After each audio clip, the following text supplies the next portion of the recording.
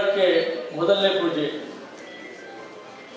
ಹಾಗಾಗಿ ಕನ್ನಡವನ್ನು ಬೆಳೆಸ್ತಕ್ಕಂಥ, ಕನ್ನಡವನ್ನು ಉಳಿಸ್ತಕ್ಕಂಥ, ಕನ್ನಡದ ಪರ ಹೋರಾಟ ಮಾಡ್ತಿರ್ತಕ್ಕಂಥ ಅನೇಕ ಹೋರಾಟಗಾರಗಳು ತಾವೆಲ್ಲ ಬಂದಿದ್ದೀರಿ. ಭಾಷಾವಾರು ಪ್ರಾಂತ್ಯ ಆಗುವಾಗ ಕೂಡ ಭಾಷಾವಾರು ಪ್ರಾಂತ್ಯ ಆಗ್ಬೇಕಂತೇಳಿ ಸಂವಿಧಾನದಲ್ಲಿ ಚರ್ಚೆಗಳು ನಡೆಯುವಾಗ, ರಾಜ್ಯದ ವಿಷಯಗಳು ಬಂದಾಗ ಭಾಷಾವಾರು ಪ್ರಾಂತ್ಯ ಮಾಡ್ಬೇಕಂತೇಳಿ ಮಾಡ್ತಾರೆ. ಹೈದರಾಬಾದ್ ಕರ್ನಾಟಕದಲ್ಲಿ ಸೇರಿದಂಥ ಹಲವಾರು ಭಾಗ, ಮುಂಬೈ ಕರ್ನಾಟಕದಲ್ಲಿ ಸೇರಿದಂಥ ಹಲವಾರು ಭಾಗ, ಮೈಸೂರು ಮಡ್ರಾಸ್ ಭಾಗ ಸೇರಿದಂಥ ಹಲವಾರು ಕನ್ನಡ ಮಾತನಾಡ್ತಕ್ಕಂಥವನ್ನೆಲ್ಲ ಒಂದು ಕಡೆ ಸೇರಿಸಿ 56ನೇ ಇಸ್ವಿನಲ್ಲಿ ಭಾಷಾವಾರು ಪ್ರಾಂತ್ಯವಾದಾಗ ಕನ್ನಡ ನಾಡು ಉದಯವಾಯಿತು. ಅದು ಮೈಸೂರು ರಾಜ್ಯ ಅಂತ ಉದಯವಾಗಿದ್ರು ಕೂಡ ಅದನ್ನು ಮಾನ್ಯ ದೇವರಾಜ ಅರಸರು 73ನೇ ಇಸ್ವಿನಲ್ಲಿ ಕರ್ನಾಟಕ ಅಂತೇಳಿ ಮರುನಾಮಕರಣವನ್ನು ಮಾಡ್ತಾರೆ.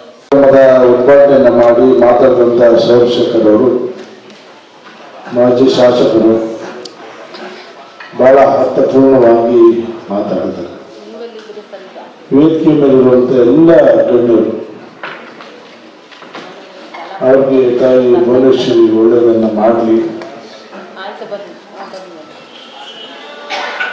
ಈ ಕಾರ್ಯಕ್ರಮ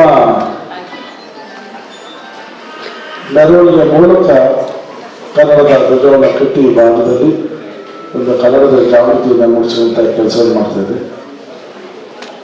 ಕನ್ನಡ ಸೇವೆ ಕರ್ನಾಟಕ ಇಲ್ಲಿ 4 ದಶಕಗಳ ಕಾಲ ನಿರಂತರವಾಗಿ ರಾಜ್ಯದಲ್ಲಿ ತನ್ನದೇ ಆದಂಥ ಸೇವೆಯನ್ನು ಸಲ್ಲಿಸ್ತಾ ಇದೆ. ಇವತ್ತು ಪ್ರಮುಖವಾದಂಥ ಕನ್ನಡ ಪರ ಸಂಘಟನೆಗಳಲ್ಲಿ ವಾಟಾಳ್ ನಾಗರಾಜವರು, ನಾವು, ಸಾರಾಗೋಳಿಯವರು, ಈ ರಾಜ್ಯದ ಯಾವುದೇ ಸಮಸ್ಯೆಗಳು ಬಂದಾಗ ಎಲ್ಲರನ್ನು ಬೆಂಗಳೂರಿನಲ್ಲಿ ಒಗ್ಗೂಡಿಸಿ ಒಂದು ಹೋರಾಟವನ್ನು ಮಾಡುವಂಥದ್ದು. ತಮಗೆ ಕಾರ್ಯಕ್ರಮಕ್ಕೆ ಪೂರ್ವಕ ಸ್ವಾಗತ ಸರ್.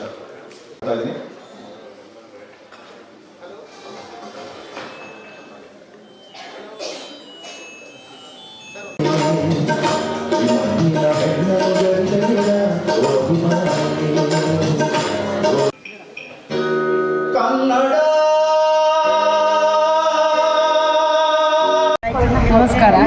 ಕನ್ನಡ ಸೇನೆ ಕರ್ನಾಟಕ ಮೈಸೂರು ಜಿಲ್ಲಾ ಘಟಕ ವತಿಯಿಂದ ಇವತ್ತು ಕಲಾಮಂದಿರದಲ್ಲಿ ಕನ್ನಡ ಜಾಗೃತಿ ಸಮಾವೇಶ ಹಾಗೂ ಕನ್ನಡ ರಾಜ್ಯೋತ್ಸವ ಎರಡನ್ನು ಹಮ್ಮಿಕೊಂಡಿದ್ದು ಹಾಗೂ ನೂತನ ಕ್ಯಾಲೆಂಡರ್ ಬಿಡುಗಡೆ ಸಮಾರಂಭವನ್ನು ಇಟ್ಕೊಂಡಿದ್ದು, ಅದನ್ನು ಎಲ್ಲರೂ ಬಂದು ಈ ಒಂದು ಪ್ರೋಗ್ರಾಮ್ನ ಯಶಸ್ವಿ ಮಾಡಿದ್ದಕ್ಕೆ ಎಲ್ರಿಗೂ ನಮ್ಮ ಕನ್ನಡ ಸೇನೆ ವತಿಯಿಂದ ಎಲ್ರಿಗೂ ಧನ್ಯವಾದ.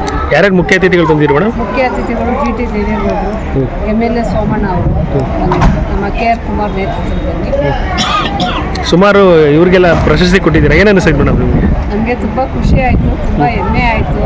ನಮಗಿಂತ ಈ ಪ್ರಶಸ್ತಿ ಸ್ವೀಕಾರ ಮಾಡಿದ್ರೆ ಅದೇ ನಮಗೆ ಖುಷಿ. ಇನ್ನು ದೊಡ್ಡ ಮಟ್ಟದಲ್ಲಿ ಮಾಡ್ಬೇಕು ಅಂತ ಆಸೆ ಇದೆ. ಆ ದೇವ್ರು ನಮ್ಗೆ ಎಲ್ಲರಿಗೂ, ನಮ್ಮ ಕನ್ನಡ ಸೇನೆ ಕಾರ್ಯಕರ್ತರಿಗೆ ಆರೋಗ್ಯ, ಆಯಸ್ಸು ಎಲ್ಲ ಕೊಟ್ಟು ಮುಂದೆ ಇನ್ನೂ ಯಶಸ್ವಿಯಾಗಿ ಮಾಡೋದಕ್ಕೆ ಶಕ್ತಿ ಕೊಡ್ಲಿ ಅಂತ ತಾಯಿ ಭುವನೇಶ್ವರಿಯಲ್ಲಿ ಕೇಳ್ಕೊತೀವಿ.